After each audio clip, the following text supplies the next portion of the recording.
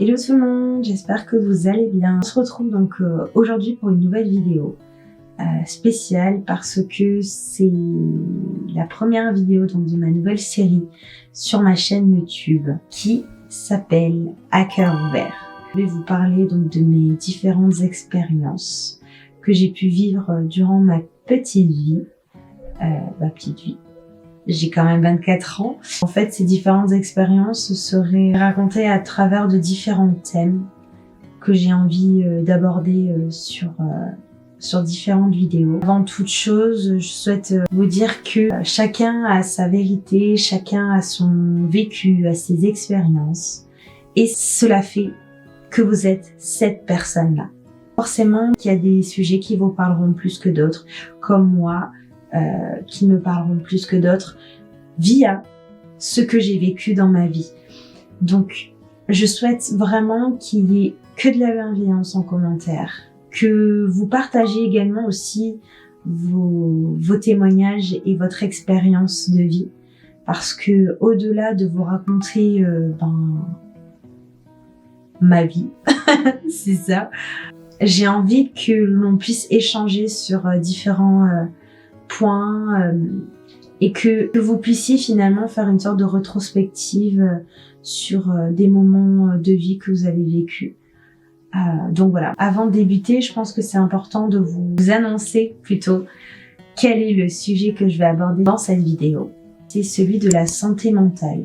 C'était un sujet qui me tenait à cœur, tout simplement parce que j'ai pu me rendre compte il y a pas si longtemps que ça que je prenais pas très bien soin de ma santé mentale. Je suis encore en pleine réflexion sur ce qui a pu m'arriver dans ma vie, qui est plus ou moins récent, si je peux être vraiment honnête avec vous. Je pense que pour vraiment rentrer dans le sujet, il est important de le définir et du coup, je vais en live vous lire la définition de ce que c'est la santé mentale. Alors, selon l'OMS, la santé mentale est un état de bien-être qui permet à chacun de réaliser son potentiel, de faire face aux difficultés normales de la vie, de travailler avec succès et de manière productive et d'être en mesure d'apporter une contribution à la communauté. Je vous lis également donc une autre définition qui prend totalement son sens. La santé mentale correspond à un état de bien-être mental qui nous permet d'affronter les sources de stress de la vie, de réaliser notre potentiel, de bien apprendre et de bien travailler et de contribuer à la vie de la communauté. Pourquoi je souhaitais avant tout commencer cette vidéo par une définition, parce que je trouve ça important de poser les bases en fait directement sur ce que c'est la santé mentale pour ensuite finalement rentrer plus en profondeur dans le sujet que je souhaite aborder avec vous aujourd'hui. Je souhaite d'abord vous poser le contexte de mes 3 histoires puisque je crois que j'ai 4 histoires à vous raconter au sujet donc de la santé mentale. Le premier événement qui a marqué donc un nouveau tournant dans ma vie, c'est la séparation de mes parents. On ne se rend pas compte finalement que en tant qu'enfant et surtout adolescent aussi, c'est compliqué de se construire là-dessus, puisque finalement ça crée un déséquilibre dans la construction vers l'âge adulte. On mène une double vie, une vie avec sa maman, une vie avec son papa. Pour ma part, forcément, ça a été compliqué à gérer en tant que préadolescent, puisque j'ai dû aider ma maman avec ma petite sœur, puisque ma petite sœur à cette époque-là avait peut-être 8 ans, je crois. Et forcément, je devais donc la récupérer à l'école, lui faire ses devoirs, voire parfois lui faire à manger.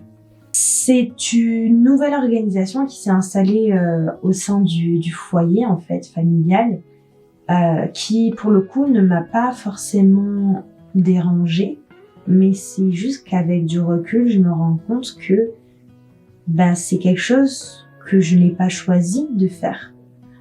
mais que comme c'était pour aider ma mère, je l'ai fait. Qui dit double vie, dit nouvelle vie pour ses parents, et du coup, une nouvelle personne qui partage la vie de ton papa ou de ta maman. Un nouvel événement qui m'a encore plus perturbée cette fois-ci en termes de santé mentale, puisque j'ai eu pour la première fois un beau-père avec qui ça s'est pas du tout bien passé. Vous en doutez bien. Cette personne, au-delà d'avoir des problèmes d'addiction, cohabitation avec cette nouvelle personne qui est rentrée dans nos vies, ça l'a pas fait. Vraiment pas fait. Parce que il avait vraiment ce côté toxique, dans le sens où en fait il souhaitait clairement contrôler nos vies. Et moi, en tant que jeune adolescente, je ne le voulais pas. Je le considérais ni comme mon beau-père, ni comme mon père, ni comme quelqu'un avec qui j'avais de l'affinité. Donc déjà, notre relation était très très très compliquée. Et c'est empiré durant les années suivantes, jusqu'à en fait à ce que je souhaite rentrer définitivement chez mon père. À cette période-là, je vivais très très mal donc cette cohabitation toxique avec cet ex-beau-père. Ma mère, j'avais plus du tout une relation mère-fille avec elle. C'était tout le temps dans le conflit. J'étais un peu en mode survie. Et clairement, je le vivais très très mal au point où je commençais à me faire du mal, que ce soit physiquement en fumant des cigarettes. Voilà, j'ai commencé à fumer au collège. J'ai commencé à me mutiler parce que quand on a une telle douleur en soi, la seule manière pour nous de la libérer, c'est de se faire mal. Et en fait, ça en est venu clairement à des idées noires. Je ne pouvais plus vivre comme ça. Je me sentais seule chez moi, tout le temps contre ma mère, contre ce gars-là. Enfin voilà, j'étais plus heureuse. C'était plus possible pour moi de vivre dans cette maison-là, avec ces personnes-là. Donc, finalement, c'est à partir réellement de ce moment-là où ma santé mentale s'est vraiment fragilisée, puisque comme je vous l'ai expliqué, j'étais vraiment en mode survie durant 2 ans, je crois, 2 ans et demi à peu près. Le mental joue énormément et prend le dessus finalement sur tout, puisque c'est arrivé au moment où je passais le bac. Donc une étape importante en tant que personne, mais également dans la carrière professionnelle. Ça a pris des énormes proportions qui ont en fait dépassé le foyer familial. Et forcément, j'étais dans une période de survie et de détresse. C'est le mental qui m'a permis de tenir. Voilà, vraiment, mon mental était de fer à ce moment-là. Je sais pas comment j'ai fait pour tenir dans cette période-là, parce que c'était très très intense. Voilà. On se retrouve donc en période d'études supérieures, puisque j'ai fait une licence et un master.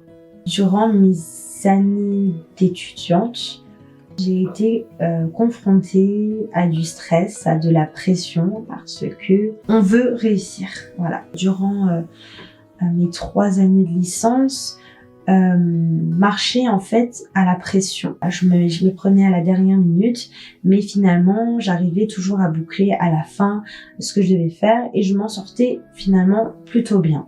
Même si j'avais réussi ma licence, il était réellement important pour moi de faire une année sabbatique pour pouvoir reposer ma tête après ces 3 années hyper intenses de travail acharné que j'ai passé en fait.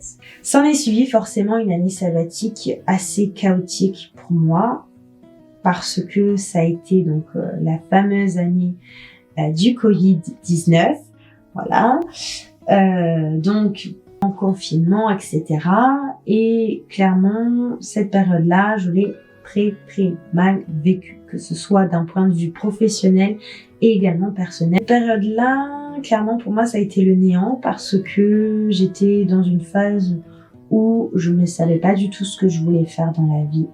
Si je souhaitais continuer mes études, si je souhaitais me réorienter dans dans un nouveau domaine d'activité, etc. C'était une accumulation de choses qui clairement m'a fait péter les plombs et à un point où clairement je ne me reconnaissais même plus. Voilà, j'étais devenue une personne totalement aigrie, sur la défensive à chaque fois.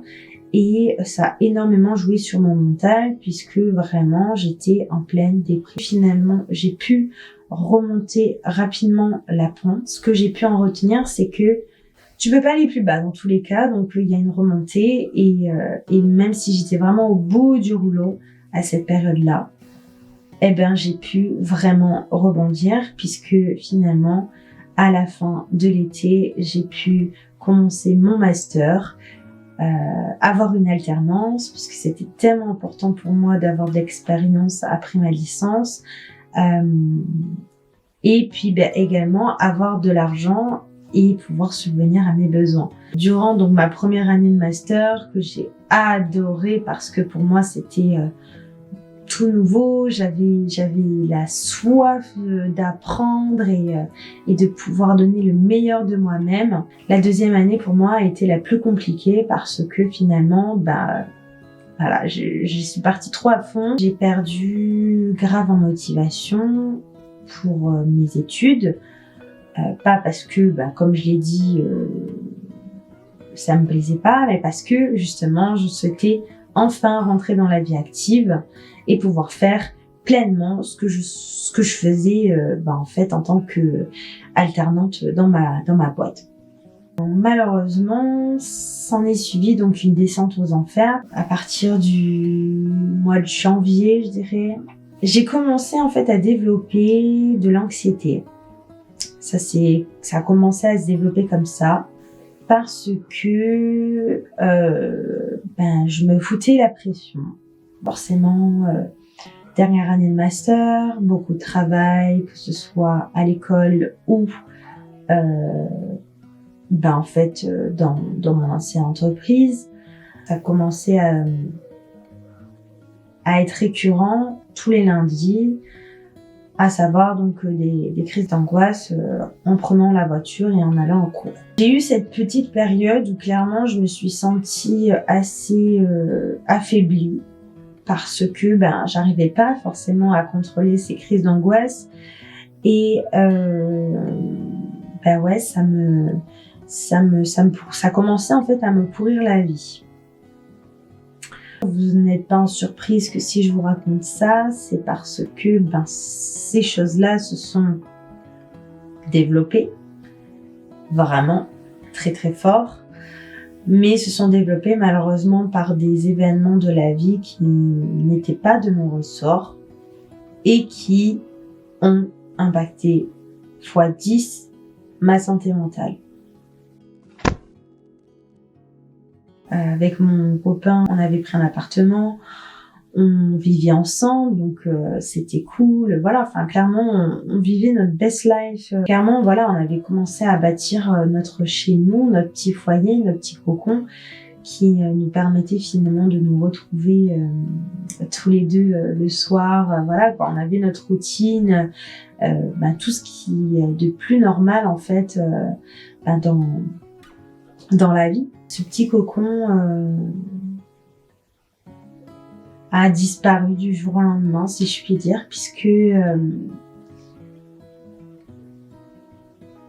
on a eu un incendie dans notre appartement, donc en mai dernier. Le plus important, c'est que l'on soit en vie, parce qu'à ce moment-là, on n'était pas à l'intérieur. Au-delà de perdre toutes nos affaires, tous nos meubles et tous nos souvenirs, on a perdu le chien de ma belle-sœur qui était à l'intérieur. Il n'a pas pu survivre à l'incendie. Et pour nous, le fait de se sentir impuissant par rapport à cet événement, ça a été très compliqué. En fait, du jour au lendemain, on a tout perdu. Tous nos repères. Une vie. Et on devait recommencer à zéro. Et clairement, ces choses-là, tu te dis, ça arrive à d'autres, pas à toi en fait. Non. Psychologiquement, ça a été très dur de remonter la pente. Fallait qu'on retrouve un autre logement, fallait qu'on gère toute la partie administrative. C'était clairement très compliqué. Je n'ai pas encore de remise en question par rapport à cet événement-là, parce que je le comprends pas encore, parce que pour moi, je le vois un peu comme une injustice et je sais pas encore quelle leçon je dois tirer par rapport à cette histoire-là. Parce que pour l'instant, ça fait encore un peu mal, je dois vous avouer. En fait, c'est pas tellement de perdre tout ce que l'on a bâti. Enfin, si, ça fait mal. Forcément, ça fait mal parce que c'était un peu l'appartement de mes rêves. C'était vraiment l'endroit où je me sentais le mieux. Mais au-delà de ça, c'est juste en fait le chien qui était dans cet appartement, on ne reverra plus. Et c'est la culpabilité de se dire que c'est notre faute, qu'on aurait pu faire autrement en fait. Et je sais que c'est pas possible parce que malheureusement c'est des choses qui arrivent sans prévenir. Choc d'apprendre ça, de vivre ça. C'est compliqué de se relever et de faire comme si de rien n'était après cet événement-là. Ça a été des mois compliqués après pour se reconstruire, pour pouvoir revivre une vie normale. Cet événement-là a impacté ma vie d'étudiante, ma vie professionnelle avec mon ex-entreprise, mon ancienne entreprise, et également ma vie personnelle. Et je suis tellement contente de ne pas l'avoir vécu seule, ce moment-là. Parce que je sais pas comment j'aurais fait honnêtement si mon copain n'avait pas été là. Pas si je me serais relevée de cet événement-là parce que c'est pas rien. Tout simplement, vivre cette chose-là, surtout jeune, c'est assez compliqué pour moi encore. Mais je savais que je devais en parler parce qu'il faut que j'en parle. Et finalement, en fait, en se disant, c'est bon, je vais me relever, on est deux, on est solide. C'est pas fini, c'est loin d'être fini. Les deux seules choses qui me permettaient de continuer à vivre, c'était ma relation avec mon copain et mon travail.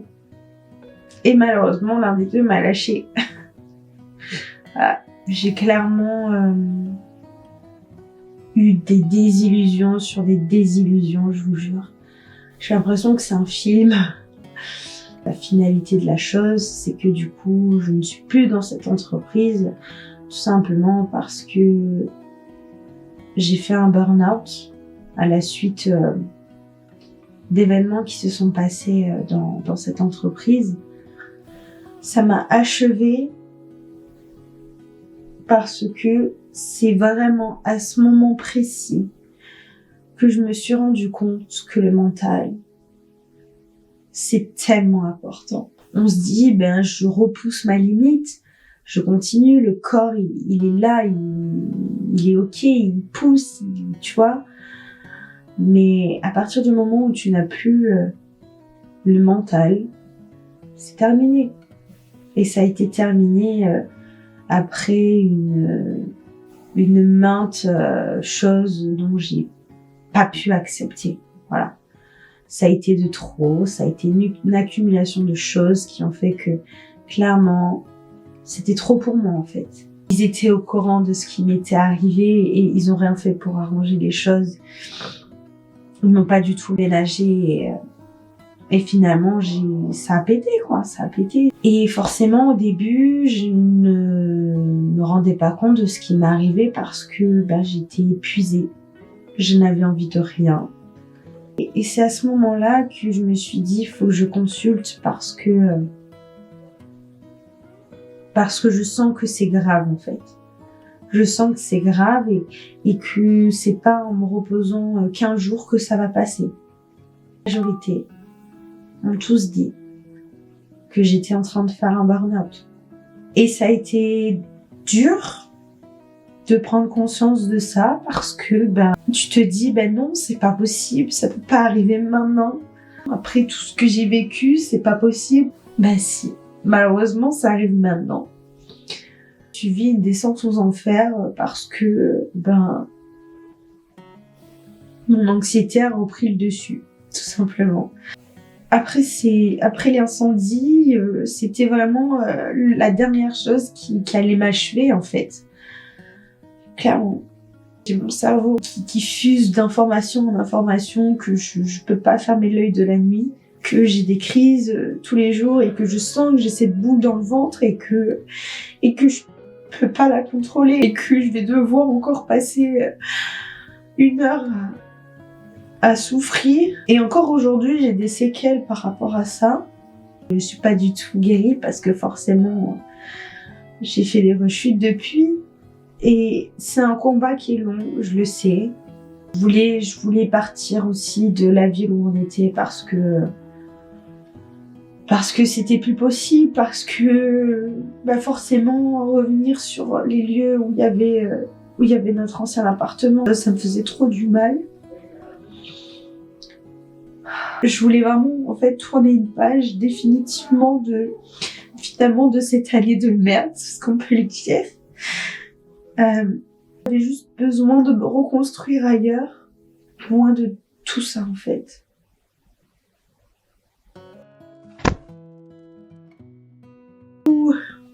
J'en étais sûre que j'allais pleurer de toute façon, c'était sûr. Si je devais finalement faire une conclusion à tout ça, c'est de vraiment vous préserver mentalement, parce qu'on se rend pas compte de la force et du pouvoir qu'est le mental. On se rend pas compte parce que on sait pas quelles sont nos limites. Et moi, la première, je ne me rendais pas compte parce que pour moi, il n'y avait pas de limite en fait. Tant que le corps me disait pas non, voilà.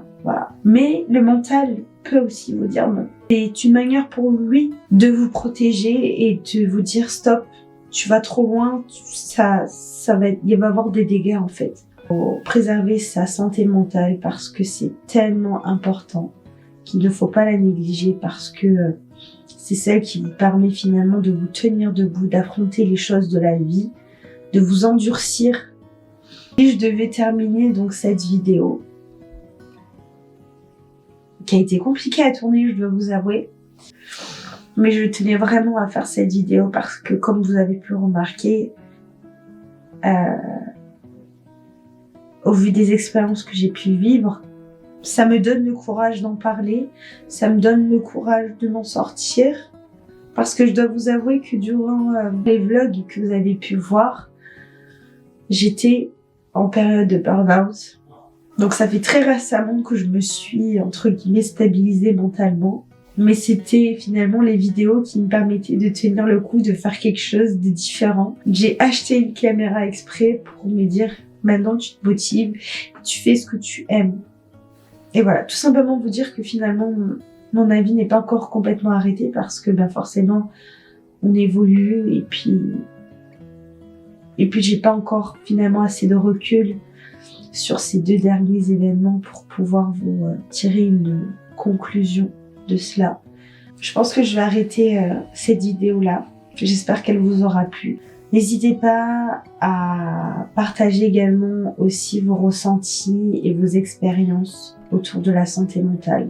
Et encore une fois, je tiens à vous rappeler que la bienveillance et la tolérance sont les mots d'ordre dans les commentaires. C'est très important pour moi et je veux que cela reste dans le respect et dans le partage surtout. N'hésitez pas également à me suivre sur mes réseaux sociaux, que ce soit sur Instagram ou sur TikTok. Je vous retrouve très bientôt pour une prochaine vidéo et je vous embrasse très très fort. Ciao.